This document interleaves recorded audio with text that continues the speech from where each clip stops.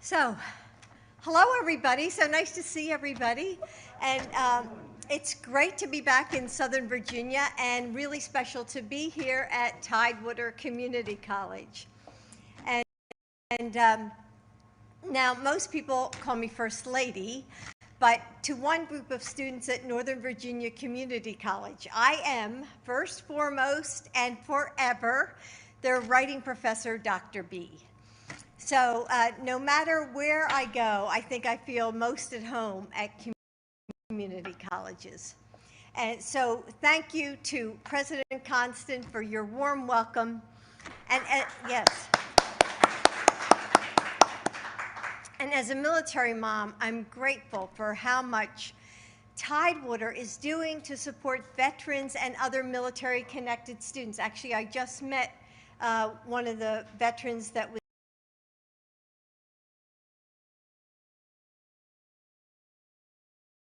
too many late papers or missed exams, of course, although there are, as you know, a few exceptions.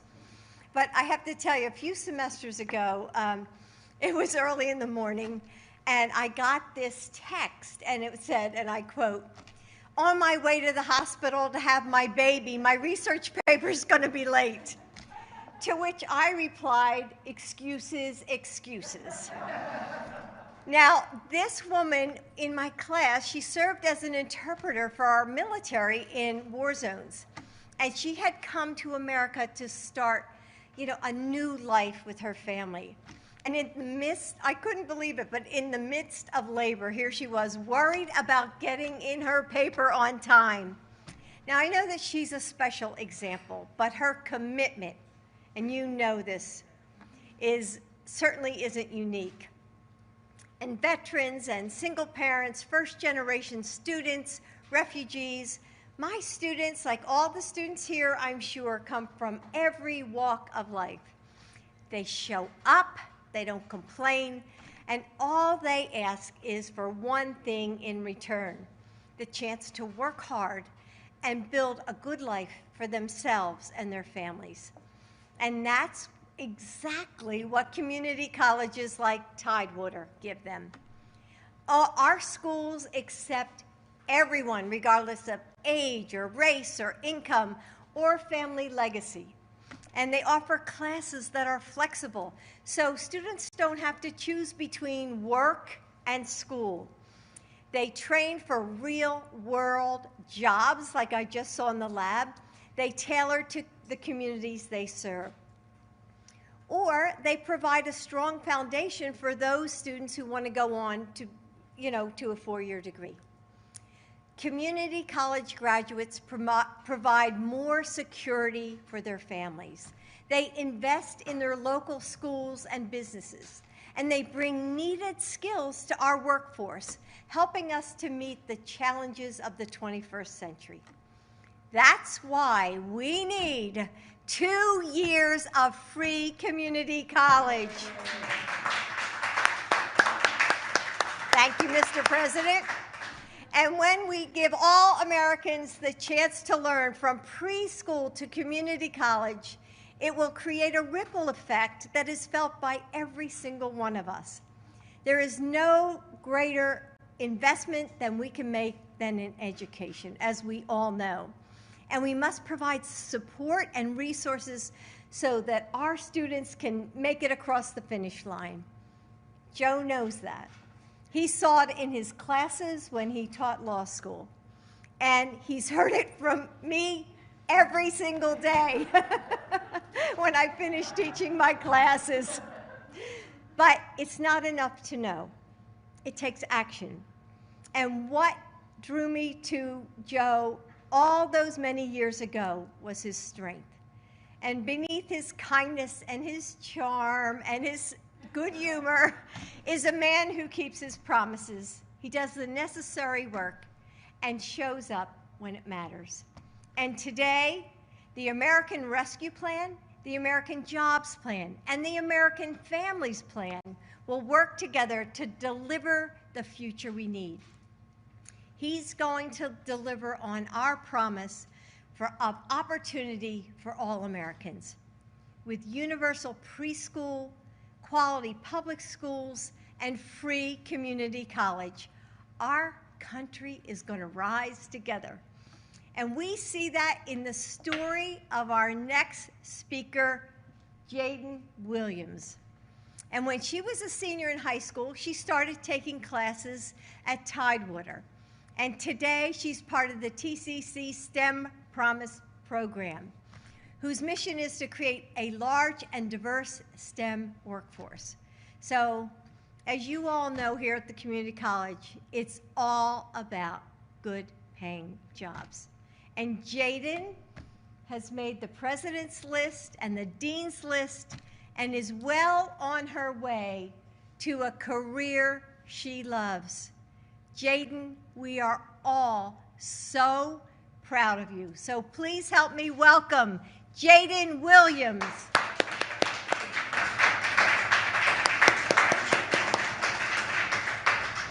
Congratulations.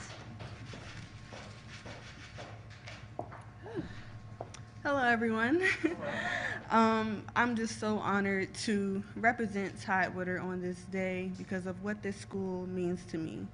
Tidewater Community College has equipped me to become a well-rounded student and professional. TCC has provided me numerous opportunities to intern, volunteer, and also earn professional development. TCC's Women's Center is very integral in my story of my success. TCC Women's Center had actually offered me a scholarship that has eased my financial burden completely. So I am on a full ride scholarship. Thank you. But the thing that is so special about TCC is the specialized support that we receive and also the smaller class sizes, which I think is a plus. I think that TCC's mission, from here, go anywhere, is essential just everywhere in our daily lives. TCC has ingrained this in us, and I believe that from here, I can go anywhere. Thank you.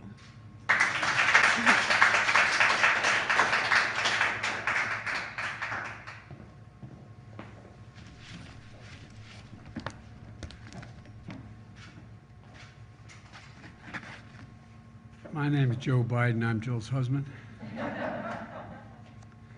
And just like the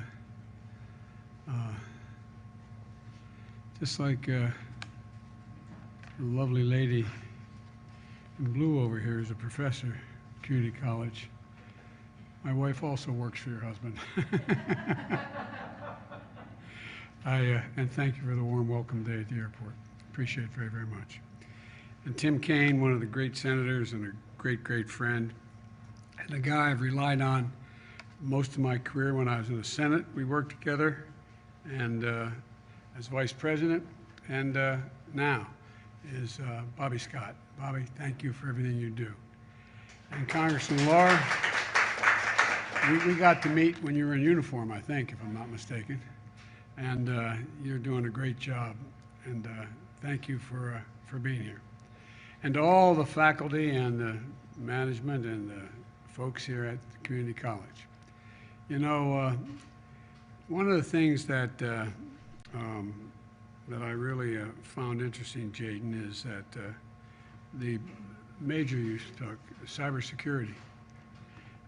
We spent a lot of time, as my colleagues in the Congress and the Senate can tell you, worrying and dealing with cybersecurity.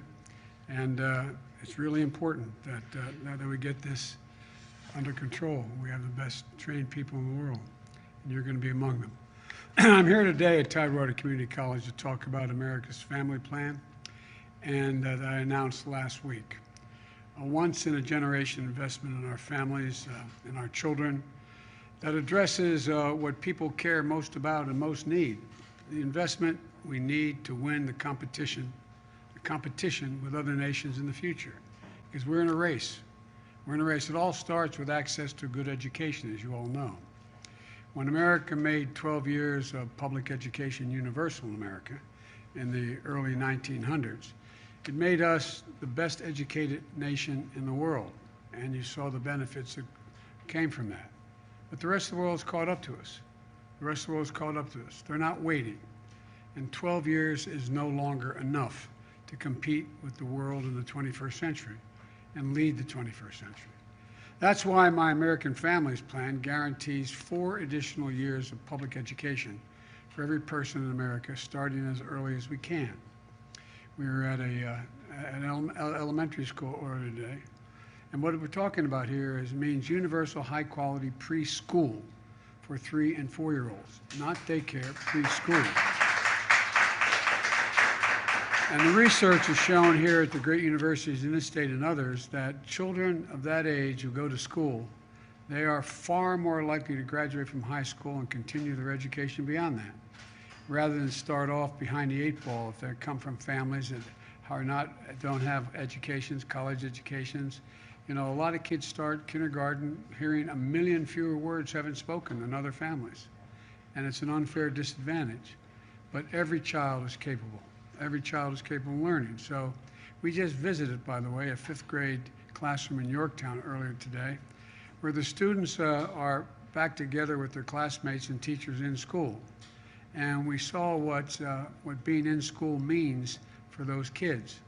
Safely reopening the majority of the K-8 schools was one of my top priorities in my first 100 days, because there's so much that happens when they don't have the certitude and the companionship and the familiarity of being with their friends.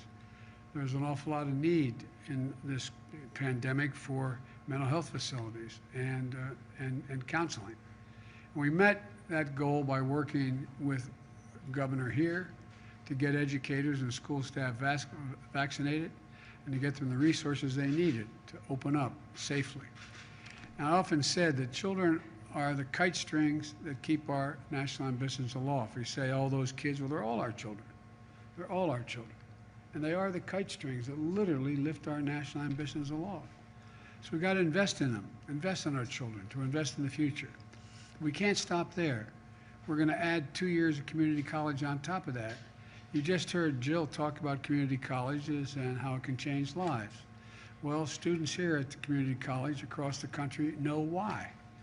For some, it's 2 years of community college to earn enough credits to transfer to a 4-year university, which is available almost every single state, to become a teacher, an entrepreneur, or anything else. For some, it's getting an extra training through a certificate program to get a good paying job in a business in town. We just met with students at the HVAC workshop, ambitious, talented students who are taking the next step in their lives. And with the skills they're learning here, and some of the students will go on to be plumbers, members of Pipe Fitters Local 110, electricians. Look, it means higher union wages with guaranteed health care and pensions. And, you know, it's kind of amazing. One of the things, I don't know whether you know, the First Lady of this state understands, she does, I'm positive, that an awful lot of folks who even get an opportunity to go to community college still can't get there because of food, transportation, those other costs. And so we're going to increase Pell Grants so they're qualified. Every student, it will make a gigantic difference. It'll make a gigantic difference. By the way, I have to admit, if I didn't have these positions, I'd be sleeping in the Lincoln bedroom rather than the president's bedroom. But it really, you know, it really is how to start to transform the life and family and community and our economy by investing in people. Every child has the capacity to learn. And if I've heard it once, I've heard from Jill 1,000 times. Joe, any country that out-educates us will out-compete us. And it's a fact. And she'll be deeply involved in leading this effort as well. The second thing, the American Families Plan is going to provide access to quality, affordable child care, keeping parents, helping parents go back to work, providing a lifeline of benefits for children as they do better in school throughout their lives. You know, it guarantees low and middle income families pay no more than 7% of their income for high quality care for children up to the age of 5. And that makes a gigantic difference. There's millions of women out of work today, not because they're not qualified for the jobs they have, but they can't take care of their children and do their job. And the cost of child care is extraordinary. I was a single father when I first got elected to the Senate. I had 2 young boys raised after their mom and sister were killed. And had I not had the family I had, I'd never been able to do it. And I'm not joking about that. And I was a senator. I was making a decent salary. The most hard-pressed working families won't have to spend a dime if, in fact, my plan works. If you're low-income folks, you'll be able to get child care for free. Third, the American Families Plan is going to finally provide up to 12 weeks of paid and medical leave, paid family and medical leave. We're one of the few industrialized countries in the entire world that doesn't have this feature. No one should have to choose between a job and a paycheck or taking care of themselves, their parent, their spouse, or a child that's ill. They should have that opportunity. And the fourth piece of the plan, the American Families Plan, puts money directly in the pockets of millions of Americans. In March, we extended the tax credit for low and middle income families with children. Now, if I could hold a second here, if you make enough money and you're paying taxes, you end up in a situation where you get to deduct $2,000 per child as a tax benefit. You don't get it back, but you get to deduct it. Well, if you're a minimum wage worker, you're not paying much tax. And if you're making less than that, which many people are, you're not paying any federal tax. So you get no benefit.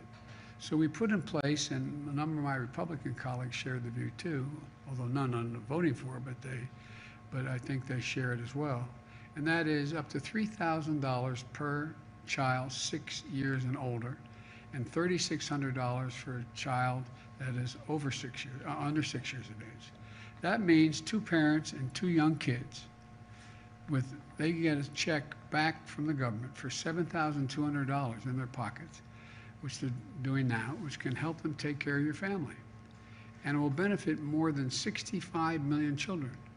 And all the data shows it will cut child poverty in half this year, cut it in half. My plan extends the tax credit at least through the year 2025. Because what's going to happen in 2025, as the press knows, is the tax cuts of the last president expire. And we're going to go back, that put us $2 trillion in debt. And then we're going to compete as to what tax credits there are. I think it's about time we start giving tax breaks and tax credits to working class families and middle class families, instead of just the very wealthy. And here's what the American Family Plan doesn't do. It doesn't add a single penny to our deficit. It's paid for by making sure corporate America and the wealthiest 1% just pay their fair share. I come from the corporate capital of the world. More corporations are incorporated in the state of Delaware than all the rest of the nation combined. And I'm not anti-corporate, but it's about time they start paying their fair share. It's about making a choice. We have out there this year, you have 50 corporations making $40 billion that didn't pay a single penny in taxes, not a single penny. I don't want to punish anybody, but everybody should chip in. Everybody should pay something along the road here. The choice is about who the economy serves. And so I plan on giving tax breaks to the working class folks and making everybody pay their fair share. Here's an example of that choice. If you ask the top 1% to pay the same tax rate they paid in 2001 when George Bush was president, that would generate $13 billion a year.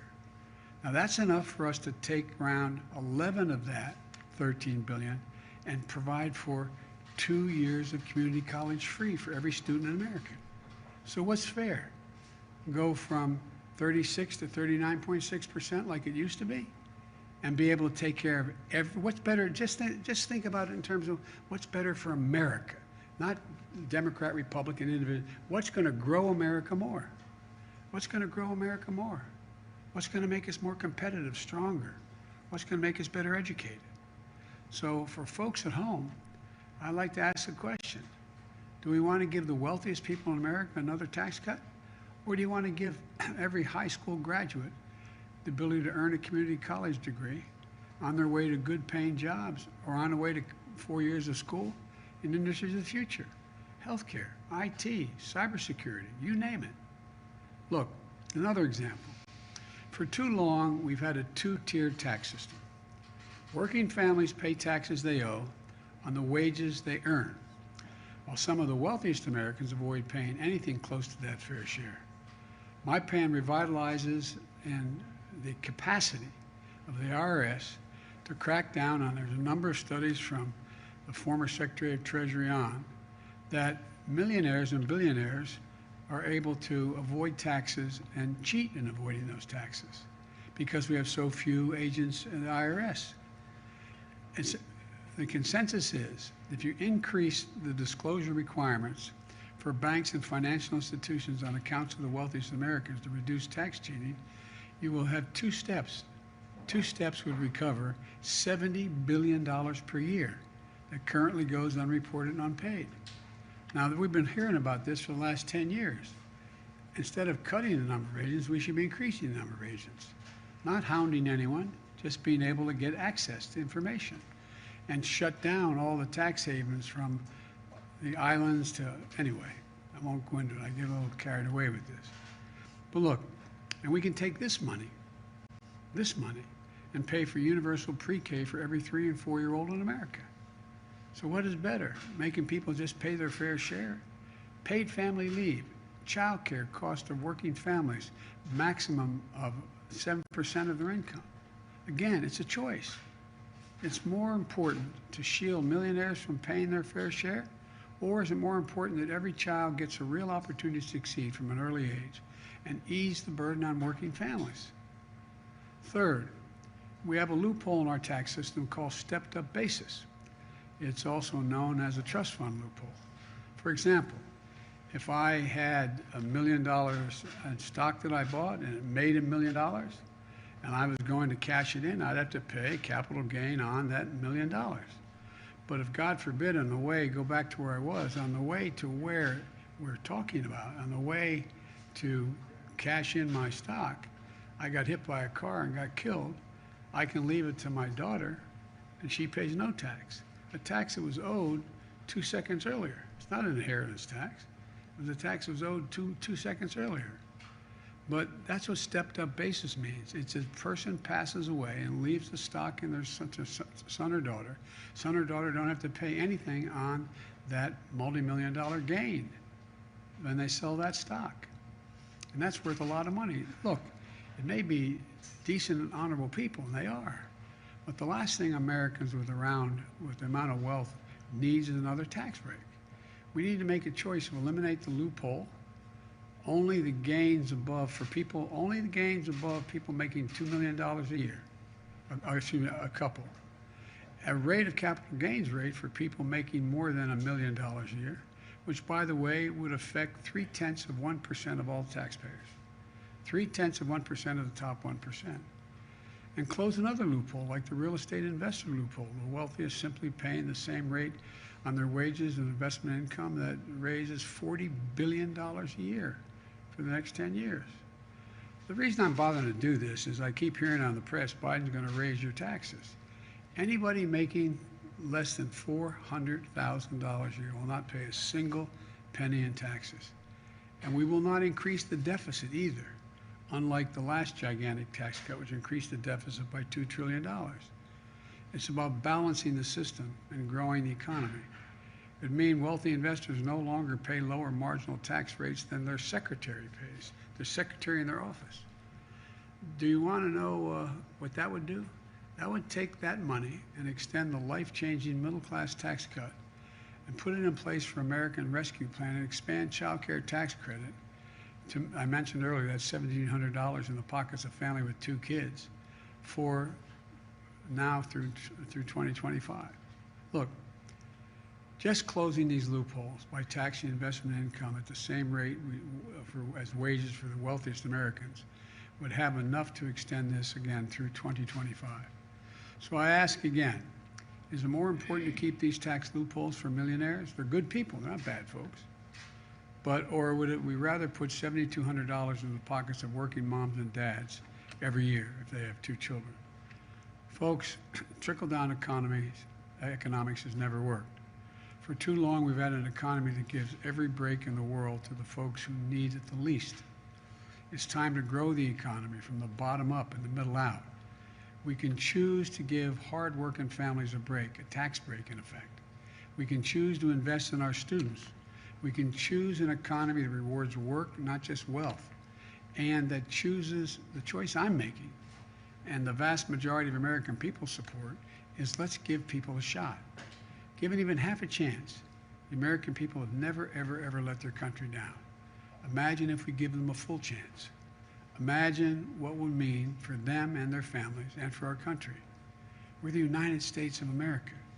There's nothing we've been unable to do when we do it together. So let's get together. Let's get this done. Because the truth of the matter is that we can do this and grow the economy. I won't go on all the other statistics, but the plan is estimated to grow the economy another $1 trillion. This will grow the economy. Everybody will be better off. So I want to thank you all for doing your part here to make sure that not only you're educating and giving people a real shot at a real life consistent with their talents and their capacities, not limited because they don't have the money. And we're going to give it to a lot more people. I promise you, America will be much stronger for it. Because like I said, we were setting out a universal education. It wouldn't just be 12 years anymore. It would be those 14 years, 16 years I'm talking about. 2 to start and 2 at the other end. And as your state has done under your governor and your senator and your congresspersons, your state, if you get 4 years out of here, 2 years out of here, it's 2 years toward a state university. You cut tuition in half for a 4-year degree as well. So there's an awful lot of possibilities, an awful lot of hope. And the good news is I think there's overwhelming bipartisan support for this. If you look at the polling data, Republican voters overwhelmingly support it. Now I just got to get some of my Republican colleagues to support it. So thank you all. God bless you, and thank you for the work you're doing. And may God protect our troops. Thank you so much.